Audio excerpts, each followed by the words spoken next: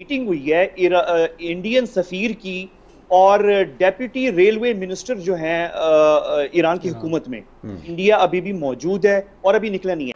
Hello दोस्तों, कुछ दिन पहले पाकिस्तानी न्यूज़ चैनल पे बड़े ज़ोर शोर से ये खबरें चलाई जा रही थी जिसमें ईरान और भारत की पार्टनरशिप जो कि वहाँ के एक रेलवे प्रोजेक्ट और चाबहार प्रोजेक्ट को लेकर था, जिसमें ये बताया जा रहा था कि ईरान और भारत की पार्टनरशिप और एसोसिएशन अब ख़त्म हो गई है। अभी हाल ही में भारत और ईरान के बीच एक मीटिंग हुई है और ये बताया जा रहा है कि भारत ने एक अच्छा खासा फ़ंड ईरान को ट्रांसफ़र किए हैं और शायद ये फ़ंड उसी प्रोजेक्ट की रिगार्ड्स में है जो प्रोजेक्ट चाबहार और रेलवे लिंक से जुड़े हुए हैं। और पाकिस्तानी न्यूज़ पैनलिस्ट यही डिस्कस कर रहे हैं कि शायद वो जो खुशियां मना रहे थे ईरान भारत के बीच में दुश्मनी या फिर दोस्ती ख़त्म होने की शुरुआत को लेकर, वो शायद उनका एक ख्वाब था। ईरान और भारत आज भी बहुत अच्छे दोस्त हैं और अच्छे एक रिश्ते दोनों के बीच आज भी कायम हैं। तो आइए इस वीडियो लिंक में देखते हैं कि पाकिस्तानी न्यूज़ पैनलिस्ट कैसे इस खबर को लेकर सरकार को आगाह कर रहे हैं कि हिंदुस्तान और ईरान के लिंक्स आज भी कायम है। Hi guys, welcome to my YouTube channel news views infotainment. अगर आपको हमारे वीडियोस पसंद आते हैं तो लाइक, शेयर, कमेंट और सब्सक्राइब ज़रूर करें और हर नए वीडियो के नोटिफिकेशन के लिए बेल आइकन दबाना ना भूलें। Thank you.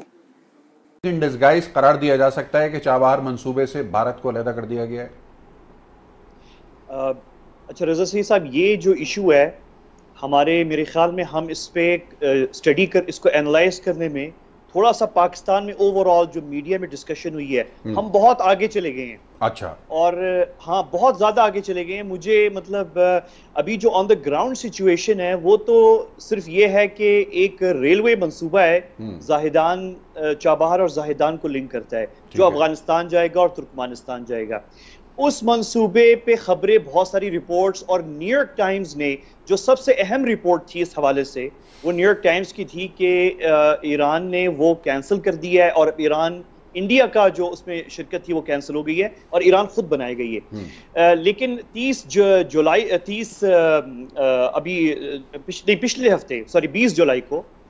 जुलाई को जो है एक मीटिंग हुई है इंडियन सफीर की और डेप्यूटी रेलवे मिनिस्टर जो हैं ईरान की हुकूमत में, और ये ईरानी मीडिया में पब्लिश हुआ है। और उस पे जो नायब वजीर हैं ईरानी हुकूमत के रेलवे के, उन्होंने इस मीटिंग में जो इंडियन मीडिया और ईरानी मीडिया में रिपोर्ट हुई है उसमें ये स्टेटमेंट थी कि ये बहुत सारी रिपोर्टिंग हुई है लेकिन इंडिया अभी भी मौजूद है और अभी निकला नहीं है।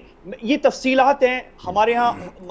ओवरऑल जो पाकिस्तान में हमारे यहाँ ये है कि हमारा फोकस अफगानिस्तान और इंडिया पे बहुत ज़्यादा है। हमारे यहाँ ईरानियन मीडिया और ईरानियन स्टडीज़ बहुत कम है। हमारे बहुत से लोग शायद इसको फॉलो क्लोजली नहीं, इतने उससे नहीं कर रहे, लेकिन अगर हम करें तो अभी बहुत अर्ली है। इंडिया जो है वो चाबहार में मौजूद है। इंडिया ने आखिरी जो सबसे बड़ी अमाउंट रिलीज की थी चाबहार पोर्ट के लिए, वो फरवरी में की थी, यानी अब से कोई 4 महीने पहले, 5 महीने पहले, और वो amount hundreds of millions of dollars में थी। तो चाबहार पोर्ट जो है वो तो जारी है, उसमें काम कहीं खत्म नहीं हुआ, ना इंडिया भी वहां से गया है। ठीक है, मुझे तेजी से आगे बढ़ना है। सईद मोहम्मद अली साहब, कंक्लूड करना है हमें, हमारे पास 1 मिनट है। बिल्कुल, देखिए हमारे पास इसमें इम्कानात हैं जिससे कितना हम दानिशमंदी से और टाइमली फ़ायदा उठाते हैं, ये बहुत इम्पॉर्टेंट होगा। देखिए जैसा जान साहब ने भी कहा कि ईरान को इस बात का इदराक है कि भारत अमेरिका का एक करीबी स्ट्रेटेजिक एलाई बनता जा रहा है और अमेरिका भारत को इस खित्ते में अपने मफादात के लिए इस्तेमाल करना चाहता है और वक्त के साथ साथ ये रिलेशनशिप मज़ीद डीपन होगी, जिसके नतीजे में मैं समझता हूँ तेहरान में भी एक तशवीश उभर रही है कि भारत क्या लॉन्ग टर्म में एक रिलायबल एलाई हो सकता है। ठीक है, इस रीजन में ईरान के साथ चीन की कुछ सी पैक नौयत ही की डेवलपमेंट होने जा रही है। देखिए ये जियो इकोनॉमिक्स में एक बहुत बड़ी खबर है, जियो स्ट्रेटेजिक लेवल पे बहुत बड़ी खबर है कि चाबहार असल में हिंदुस्तान की उस यानी जो इकोनॉमिक विजन का हिस्सा है, जो चाहते हैं कि जो नॉर्थ साउथ जो कॉरिडोर बनाना चाहते हैं, सॉरी ईस्ट से वेस्ट कॉरिडोर बनाना चाहते हैं और उसको सी सीपैक के पैरेलल खड़ा करना चाहते हैं, और जो BRI का प्रोजेक्ट है उसका मुकाबला करने के लिए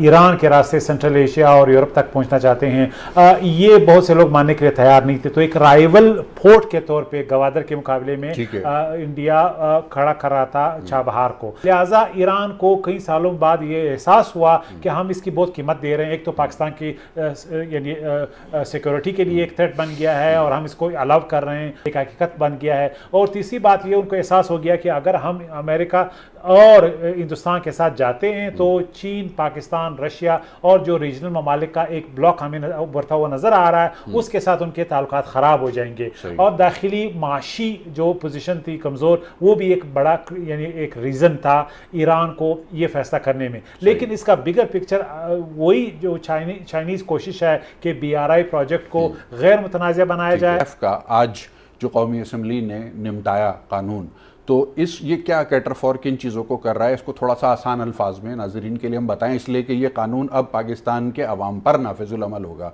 तो मुझे, आपको और 22 करोड़ पाकिस्तानियों को पता होना चाहिए कि अब हमें किन मामलात में इस कानून के साथ अपनी कंप्लाइंस को यकीनी बनाने के लिए क्या एहतियातें करनी है। बहुत शुक्रिया रज़ा भाई। देखिए, जो फैटफ है उसको अगर बुनियादी तौर पे समझने की कोशिश की जाए तो जो वर्ल्ड ऑर्डर है उसका जो इकोनॉमिक पिलर है ना, वो बड़ा इम्पॉर्टेंट है। और ऑल्दो कि चाइना के राइज के साथ आप देख रहे हैं कि अमेरिका और चाइना की मुखासमत में इजाफा हो रहा है, लेकिन इस वक्त जैसे जैसे हम चीन के करीब जा रहे हैं माशी, सियासी, तस्वीराती एतबार से, उतना ज़्यादा अब अमेरिका में की तशवीश में इजाफा हो रहा है। और बुनियादी आर्गूमेंट मैं आपको ये दूंगा कि आपकी चाइना की कुर्बत की कॉस्ट अमेरिका बढ़ाने की कोशिश कर रहा है जियो स्ट्रेटिजिक और जियो इकोनॉमिक डायमेंशन में। जी नहीं, उतनी वो बहुत सख्त वर्ड हो जाता है, लेकिन कॉस्ट बढ़ाने की कोशिश कर रहा है, क्योंकि पाकिस्तान फिर भी एक करीबी रवासिम अमेरिका के साथ हैं। मतलब हॉस्टिलिटी वाली बात नहीं है, तशवीश रहती है, डिफरेंसेस हैं, लेकिन अमेरिका के लिए हम एक अभी भी अहम मुल्क हैं और हम चाहेंगे कि अमेरिका के लिए एक बदस्तूर एक अहम मुल्क रहें। दूसरी बात ये है कि इंटरनेशनल जो ऑब्लिगेशंस हैं ना, आपके नाज़रीन को जानना बहुत ज़रूरी है। दुनिया में 8000 ऐसे कवानीन हैं जो कि रियासती सॉवरेंटी को कंस्ट्रेन करते हैं, उसको लिमिट करते हैं। तो माशी मैदान में भी कुछ ऐसी चीज़ें हैं जो कि ख़ास तौर पे बदकिस्मती से तीसरी दुनिया के जो ममालिक हैं उनके ऊपर जो इकोनॉमिक कोर्शन है वो ज़्यादा की जाती है, क्योंकि आपकी एक्सपोर्ट मार्केट्स भी मगरबी दुनिया और नॉर्थ अमेरिका की ज़्यादा है। आपका जो फॉरेन एक्सचेंज रेमिटेंसेस हैं वो भी ज़्यादातर बाहर से ही आती हैं। और तीसरी चीज़ कि आपकी जो लोन्स और फाइनेंशियल अरेंजमेंट्स हैं वो भी बदकिस्मती से ज़्यादातर IMF और वर्ल्ड बैंक से जुड़ी हुई हैं। तो अभी भी आपका जो जियो इकोनॉमिक जो आपकी स्ट्रैटेजी है या जो स्ट्रक्चर है वो मगरबी दुनिया से चाइना की तरफ शिफ्ट हुआ नहीं है। ये एक फ्रेमवर्क है। अब क्विकली मैं आपको ये बता दूं कि इसकी वजह से हमारी मजबूरी है कि इंटरनेशनल ऑब्लिगेशंस जो हैं हमारे हवाले से उनको इम्प्लीमेंट डोमेस्टिक और नेशनल लेवल पे करने के लिए हमें कुछ लेजिस्लेशन की ज़रूरत है, जो कि आज भी की गई है।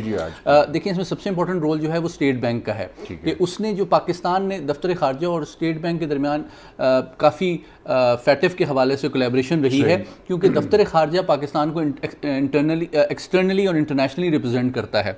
तो जो इंटरनेशनल ऑब्लिगेशंस पाकिस्तान पे आते हैं उसकी नेशनल लेजिस्लेशन तो पार्लियामेंट में होती है, लेकिन उसकी इन्फोर्समेंट इम्प्लीमेंटेशन की जो मेन रोल है वो स्टेट बैंक का है।